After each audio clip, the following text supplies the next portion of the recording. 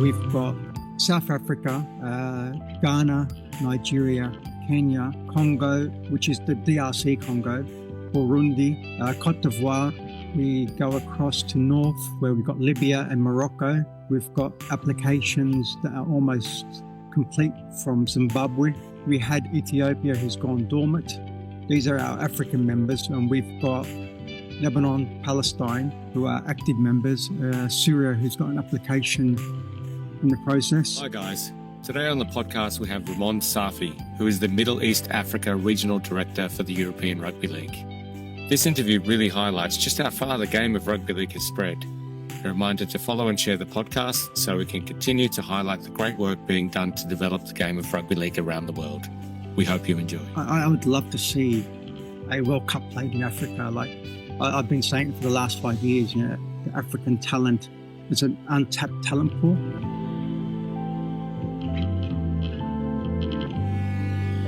Ladies and gentlemen, this week we have Remond Safi on the podcast. Remond is a regional director for the European Rugby League, working to develop rugby league in Africa and the Middle East. Remond, it's genuinely an honour to have you on the show. How are you keeping these days? Yeah, no, pretty good. Very busy, keeping the game going, strong and hard. Good to hear. Good to hear. You've been involved with rugby league for more than 15 years now. How did it all get started, though? In 2002, it all started with me when I was visiting Lebanon. I used to play the game when I was in Sydney when I was the age of 4, grew up in Belmore, Belfield, played for Feds, the school system, and I went out for a trip to Lebanon in 2000. And I had been caught up into the military service where I met Danny Kazanjian, who was establishing rugby league, where I saw on TV the Lebanese networks that France was playing against Lebanon and that there was a team in the military and the university. So I immediately rang up the general who was the chairman of the Olympic Committee at the time. And he says, right, come into my office. And I went into the office and then introduced me to Danny Kazanjian. He rings at that time. He rang up Danny. He goes, I caught you an Australian. Come take him. He can help you develop the game. And I went from there. That's how I got involved in Lebanon Rugby League, and which led to the employment in the European Rugby League and where we're at today. Yeah, absolutely. That's very interesting. And for those that don't know, Danny Kazanjian himself does some fantastic work over the years. I think he's did he become director of the RLEF, or the ERL as it's known these days, or was it after Kevin Rudd? What's his journey, very quickly? After Kevin Rudd, he was appointed as the general manager of the European Rugby League, and from there he was appointed the Secretary General of the International Rugby League. Interesting. All right. For those that don't know, what is the remit and the purpose of European Rugby League? Its purpose is to develop and grow the game across the 3 regions that oversees development, to support the members, provide them technical education, organise the regional competition and World Cup qualifiers. It seems to span outside of Europe, though. So where does its remit sort of stop? I mean, you yourself are a director of MEA, which is Middle East and Africa, and also you help out with the Americas as well. And the Americas now. It seems to go beyond European borders. At the moment, it stopped at the Americas and the Middle East, Africa. Asia Pacific, it's its own confederation at the moment. So it's safe to say that the ERL is more than just Europe. Where does the line between the European Rugby League and the International Rugby League, or the IRL, stop? Or what's the relationship like there? ERL and APRL are members of IRL, and they basically do all the groundwork for IRL with development and technical education. So you can say that they are both in one. You can classify them as a department of IRL that's running its operations for it on the ground. Okay, perfect. You were CEO of Lebanon Rugby League for many years, really, and COO as well. Are you still involved much with Lebanon Rugby League, and do you have any idea how the game is going over there? I stopped my involvement with them as of 2018, where I became full-time with the ERL, Middle East Africa. I don't have any involvement with them anymore. I support them from my regional position to help them overcome the issues that they are facing. The game is struggling at the moment on the ground due to the COVID, due to the financial crisis that they went through, and now the recent issues that they've got on the borders. So they are struggling. Yeah, it's a bit sad to see because I know that I used to follow it from afar as well. I think there was some kind of a team that was something like American University of Beirut or something like that, and there's a few other teams, and it seemed to be basically what, in my mind, is like the Serbia of that Middle Eastern area in terms of doing such phenomenal work, genuinely developing local talent. And I sort of see Serbia as that country in Eastern Europe anyway that's doing similar things. So yeah, a little bit sad to see that Lebanon has fallen partially victim to its financial situation and other, I'm sure, geopolitical factors as well. But that doesn't take away from all the hard work that you did over the course of that decade. So you did a tremendous job, I can tell anyone listening. But we'll move on to our next question. It's fair to say that you have one of the more difficult portfolios, that being the Middle East and Africa. What are some of the challenges that you face in terms of developing the game there? The biggest challenge, all of the Middle East, Africa, and also to an extent the Americas, is funding, because the game's relatively new there, and rugby union is well known in that area, and there is a lot of blockages from rugby union on the ground getting filled, or interventions of the governments to stop them from getting recognition, try to suppress them under their umbrellas. So these are the main issues that we face in Africa. Yeah, definitely. For our listeners' purpose, because we don't hear about it all that often, can you name some of the African nations that are currently playing rugby league? It's quite rare to hear much about them in the mainstream rugby league news, so our listeners might be surprised. I think I read Burundi were considering taking it up a while ago, nations like that. Who else plays? Well, these are our current members in Africa. We've got South Africa, Ghana, Nigeria, Kenya, Congo, which is the DRC Congo, Burundi, Cote d'Ivoire. We go across to north where we've got Libya and Morocco. We've got applications that are almost complete from Zimbabwe. We had Ethiopia, who's gone dormant. These are our African members, and we've got Lebanon, Palestine, who are active members, Syria, who's got an application in the process. Wow. That is incredible to hear that rugby league, our small and humble game, is starting to be played in those countries. That is fantastic news. Incredible, in fact. One of the countries that I always found it hard to get information on, I should say. But every time I sort of did hear news leaking out about them, and it was always good, was South Africa. So South African rugby league fascinates me greatly. They have so much potential and always seem to be quietly going about their business. Do you think that South Africa is an ideal country to target for the sport's growth, or do you think it's a bit like a fool's gold kind of thing because it's so obviously, has the sort of ingredients that we think it would, but maybe there's something there to prevent it? Like, what are your thoughts on South Africa? South Africa is another powerhouse. It's just sleeping. I call it sleeping giant, because they've got a very strong rugby union infrastructure there, and it's very easy for them to become as strong because it's well known. They are being suppressed at the moment with the game there, but they're making a lot of strong strides.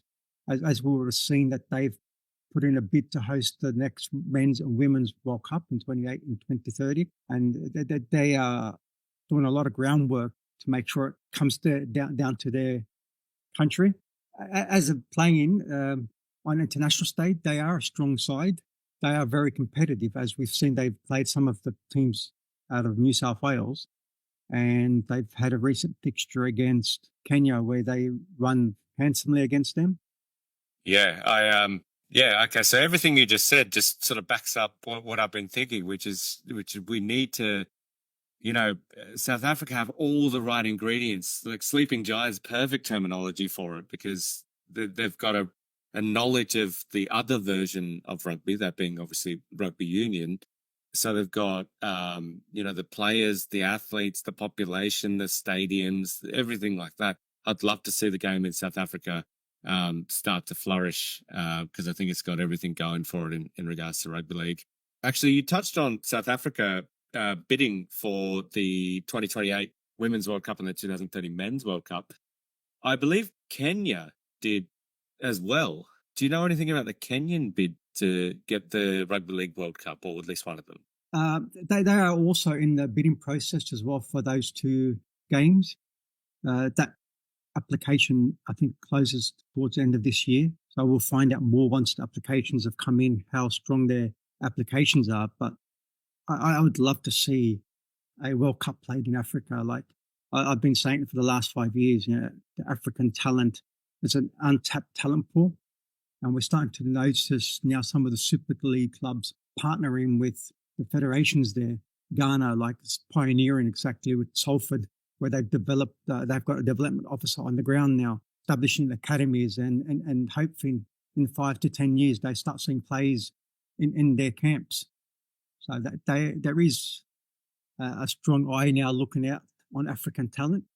Yeah, I concur. I would love to see that as well. And your domain of the Middle East and Africa, if I'm correct here, has by far the largest amount of, in terms of population, under the age of 25, which is perfect rugby league playing ages. So the potential that some of these countries can offer is just unparalleled in terms of athletes. And I think even Formula One starting to realize from an economic point of view, Africa can no longer really be ignored, I should say. And I know we're sort of talking about another sport here, but finally they're looking to have a Formula One race in Africa somewhere. So I think to see rugby leagues, start to be played there as well, it's about time. So anything to add on the athletes coming out of South Africa, not South Africa, just Africa in general? No, nothing further to add besides that the nations, the Super League and now NRL started to pay attention. Yeah, as they should. Look, this next question, you don't need to go into too much detail if you don't want to, but how does the European Rugby League obtain their funding? Funding normally comes generally from sponsorship of the regional competitions and membership fees from the members and grants that we can sort of tap into from various NGOs, various embassy programs, European Union funding schemes. So that's generally how the funding comes in for European Rugby League, and IRL give it a grant as well. Yeah, I think you guys do a tremendous job in making every dollar stretch really, really far. I look at countries like, and I know this is sort of like also comes down to the people on the ground that are doing, the same thing in terms of stretching every penny. But we look at countries like Czech Republic, who continue to astound me with just, the international games that they're playing.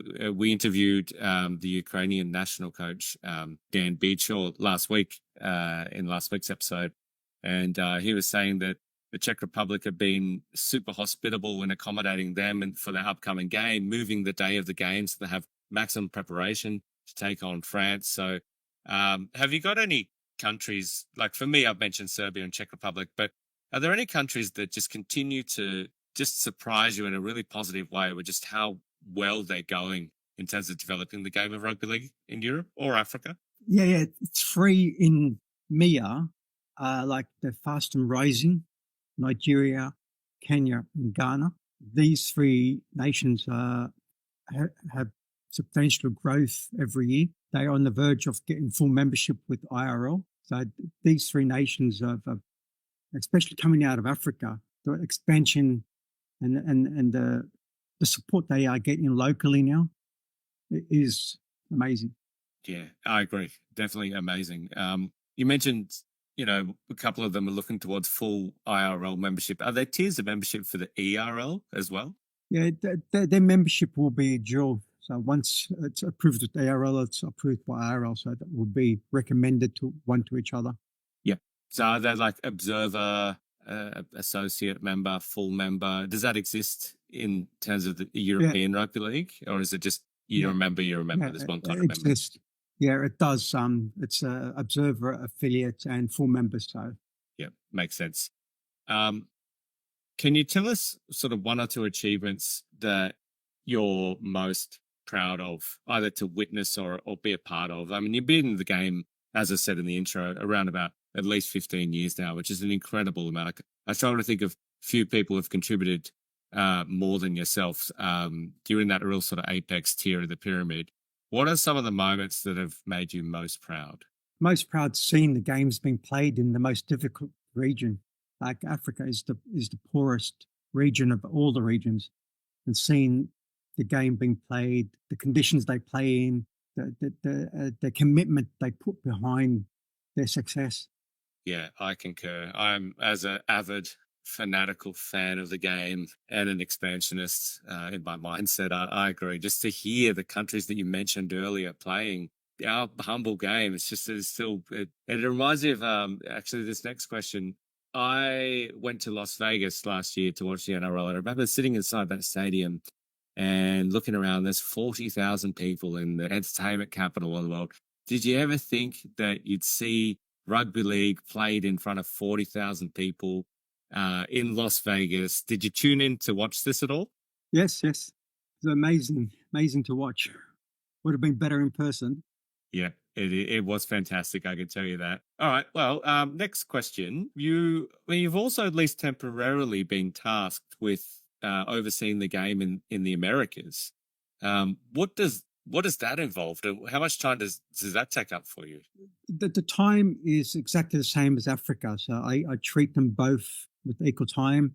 It's exactly the same as you would with an African member. You do the same with the Americas. Oversee, support them, guide them, oversee their operations. Look for new nations to start up the game as well. We've had some members express interest out there, and they're still doing research whether they will proceed or not. Yeah, it's a full-on job. I can only imagine the challenges and the work that you do. Do you think the Americas face similar challenges in regards to rugby league to what the Middle East and Africa do, or are you coming across completely different challenges for that region of the world?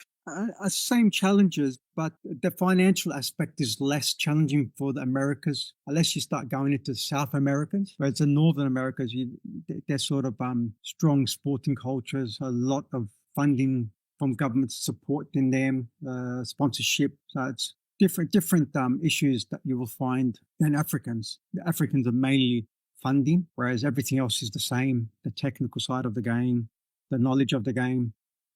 Yeah, fair enough. Stuart McClelland, who's usually my co-host here, is actually fallen ill, but he was heavily involved with Greek Rugby League for a number of years there. He coached one of the women's teams, and obviously I mentioned Dan Beardshaw, who was on the show last week for the Ukrainian sort of head coach, and then the week before we had Bernie Gurr, who used to run the Roosters and the Parramatta Eels, but he's also more recently been involved in US ARL, and the same answer keeps coming back as the biggest challenge is funding. Actually, the guys from Hong Kong said the same thing. And the other sort of overlapping challenge that they face was access to fields. Do you encounter the same issues with access to playing fields? Yeah, we certainly do have that issue as well in Africa and Middle East. Like most of the fields are owned by football, and they dictate to you when you can play and when can't play. And then on top of that, then rugby union gets preference over you. These are the issues that both regions face, is fields. Until we own our own fields, we will be facing that. Yeah, unfortunately, I'm inclined to agree. All right, we are up to our last question, really. Are there any games coming up that you can encourage our listeners to tune into or at least follow from afar? Yeah, I will encourage everybody to get behind the Women's World Cup qualifiers in the Middle East Africa region, where the teams, the Kenyans versus the Nigerians, the games are on the 19th and 22nd of September. The Nigerian team departs on their journey 17th. They fly out, arriving on the 18th. So I encourage everybody to get behind them and support both nations. The winner from that will proceed into the World Series against the winners of the Americas, who are playing Canada, Jamaica, US, and the Asia Pacific. Their competition's starting as well, and the Europeans as well. They're in the final stages of selecting their winners to go through to the World Series in 2025. All right, that's some really exciting games in that group. I actually do have one question that I didn't have on the run sheet here.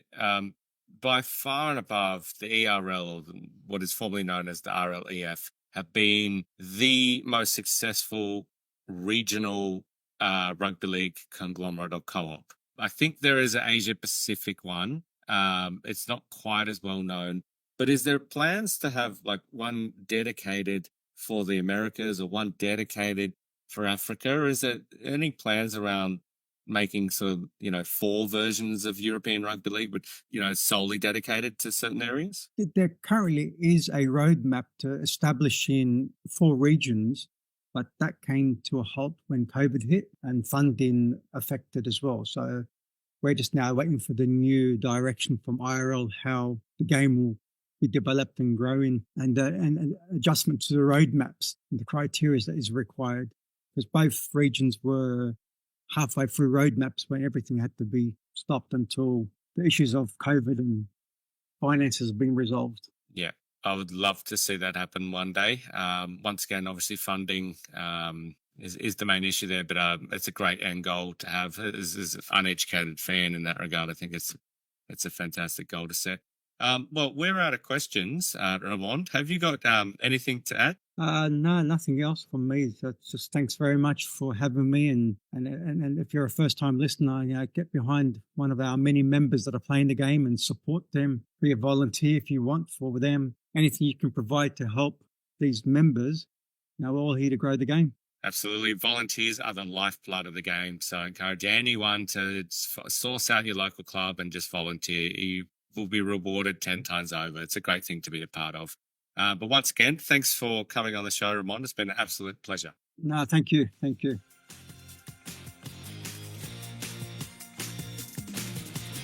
Thanks for listening to Everything Rugby League. If you like this episode, give the show a follow and leave a review. For more news and insights, follow us on Facebook or head to everythingrugbyleague.com.